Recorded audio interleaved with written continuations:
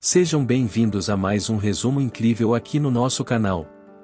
O livro de Filemão é uma das 4 cartas que Paulo escreveu enquanto esteve preso, e é o menor livro da Bíblia. Filemão era um gentil rico, convertido ao cristianismo, que vivia em Colossos. Ele tinha um escravo chamado Onésimo, que havia fugido e que teria levado algo de valor de Filemão, pela interpretação da carta de Paulo. Naquela época, a escravidão era algo comum, e largamente praticado por diversas nações. Os escravos podiam ser prisioneiros de guerra, pessoas pobres que preferiam servir alguém do que viver nas ruas como pedintes ou passando fome, e tinham aqueles que se tornavam escravos em pagamento de alguma dívida. Os motivos que faziam alguém se tornar escravo de outra pessoa, também podiam ser diversos. Onésimo conheceu Paulo na cidade de Roma, provavelmente na prisão, e por influência dele, se converteu ao cristianismo. Como se converter, significa nascer de novo através do Espírito Santo, e como nascer de novo envolve arrependimento, Onésimo se arrependeu dos transtornos causados a Filemão, e voltou para seu dono, disposto a encarar as consequências de seus atos. Por esse motivo Paulo escreveu uma carta, intercedendo por Onésimo, para que seu amigo, cooperador e irmão em Cristo, o recebesse não mais como escravo, mas agora também, como irmão em Cristo. Paulo conhecia o caráter de Filemão, e começa a carta, descrevendo suas virtudes e ações, em prol da Igreja de Cristo.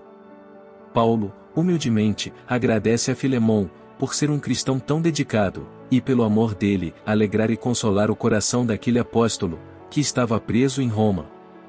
Depois dessa primeira parte de agradecimentos, Paulo intercede por Onésimo, o chamando de filho e fazendo um jogo de palavras com o nome de Onésimo, que significa o útil, falando que antes ele era inútil, por sua rebeldia e fuga, mas que agora seria útil tanto para Filemão quanto para ele, por ter se transformado pelo Evangelho, tornando-se obediente a Cristo, e por estar ajudando Paulo de alguma forma.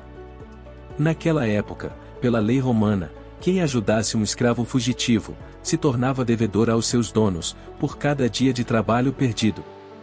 Pode ser que Paulo estivesse se colocando como fiador de Onésimo por causa dessa regra, pois Paulo escreve de próprio punho, e assume qualquer prejuízo que Onésimo possa ter dado a Filemão. Para Onésimo, o retorno à casa de Filemão, era o momento de arrependimento, humildade e de arcar com as consequências de seus atos. Para Filemão, o retorno de Onésimo, seria a oportunidade de praticar o verdadeiro evangelho, através do perdão. Onésimo voltou para Colossos com a carta de Paulo em mãos, esperando que Filemão cumprisse o que o apóstolo pediu humildemente, mesmo podendo usar de sua autoridade, já que Filemão devia sua vida a Paulo. Mesmo assim, Paulo preferiu contar com a compaixão de Filemão por estarem em Cristo, pedindo que, o que ele fizesse, fosse por amor e não por obrigação. Paulo então se despede agradecendo as orações, com a esperança de poder se juntar a eles e à igreja que se reunia na casa de Filemão. Que lições podemos aprender com essa pequena carta que contém tanta riqueza de ensinamentos? Primeiro, podemos aprender sobre a humildade, porque Paulo se apresenta como prisioneiro de Cristo e não como o grande apóstolo que era, e pede com humildade que Onésimo seja perdoado em suas falhas. Paulo sabia pedir. Peça com humildade e com propósito que Deus irá lhe honrar.